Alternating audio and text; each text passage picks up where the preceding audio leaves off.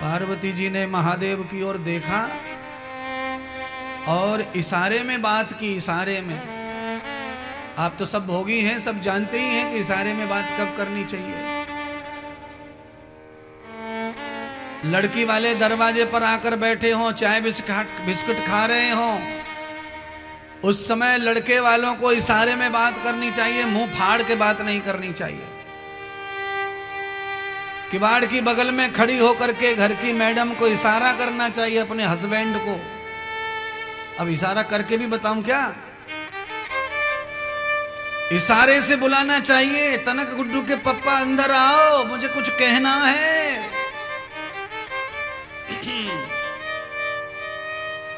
माता पार्वती ने शिव जी की ओर इशारा किया कि ब्रह्मा जी अपनी पुत्री के विवाह के लिए आए हैं, आशीर्वाद मांगने आए हैं, और आशीर्वाद देकर के रिद्धि सिद्धि किसी और के घर में जाएंगी, हमारा आशीर्वाद झूठा नहीं पड़ेगा, इसीलिए आशीर्वाद मत देना। शिव जी ने कहा क्यों? ब्रह्मा जी इतने अच्छे देवता हैं, उनकी इच्छा पूरी होनी चाहिए। और पार्वती, तुम तो विवाह के लिए जानी जाती हो, सबके विवाह के लिए अच्छा वर्ण करती हो, कन्याओं की मदद करती हो, तो ब्रह्मा की पत्नी की मदद करो, उनकी कन्याओं की भी मदद करो। पार्वती ने कहा मैं तो बहुत ज्यादा मदद करना चाहती हूं, पर आप मानोगे तब ना। शंकर भगवान ने कहा बोलो तो सही। तो कहा ब्रह्मा के घर से अगर कन्या हमारे घर बहू बन के आएगी तो हमारा घर भी स्वर्ग संत बन जाएगा। इसलिए हे महादेव, मेरी प्रार्थना है कि ब्रह्मा को ये कहिए कि आपकी दोनों पुत्रियों का रिश्ता हमारे पुत्रों से फिक्स कर दो, ये आशीर्वाद है।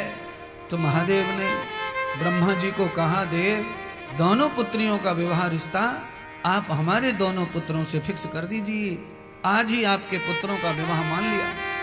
ब्रह्मा जी ने जब ये बात सुनी तो उनके तो मन की खुशी का ठिकाना नहीं रहा महाराज। ब्रह्मा जी को कभी नहीं पता था कि शंकर भगवान पार्वती इतने रीझ जाएंगे कि उनकी पुत्रियों को अपने घर की बहू बना लेंगे। अब समस्या ये आ गई कि एक ही बेटा घर पे है और एक बेटा तो तीर्थ में गया हुआ है, कन्या दो।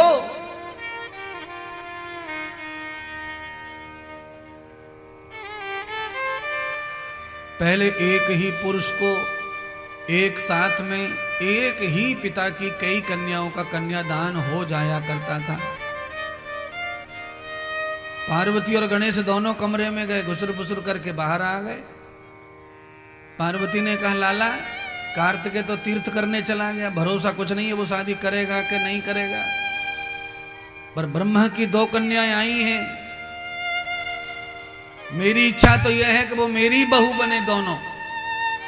अर्थात मैं ये चाहती हूं कि तू दोनों कन्याओं से विवाह कर ले।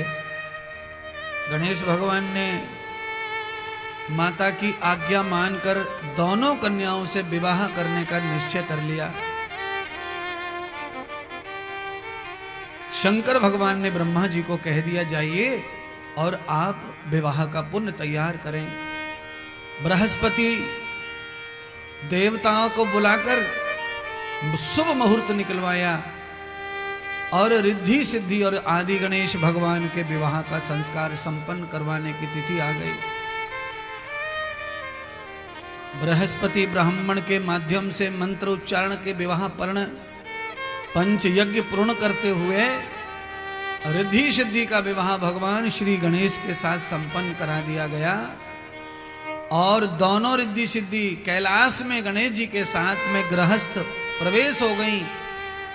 और परमात्मा पार्वती की कृपा से ऐसा जल्दी फल आया कि गणेश भगवान के घर में 2 बच्चे पैदा हो गए, पुत्र के रूप में शुभ और लाभ।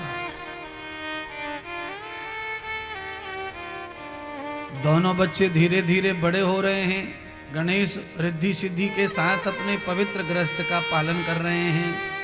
3 वर्ष हो गए महाराज, अभी तक लौट कर नहीं आए कार्तिकेय भगवान। अब 3 वर्ष में तो भाई हमारा बहुत सारा काम हो गया, बालक तो बड़े बड़े से हो गए। और बालक इतने बड़े हो गए गणेश जी के कि दादाजी की गोद में खेलने चले जाएं, कभी दादी की गोद में चले जाएं खेलने, कभी कैलाश पर, कभी कैलाश के महल में।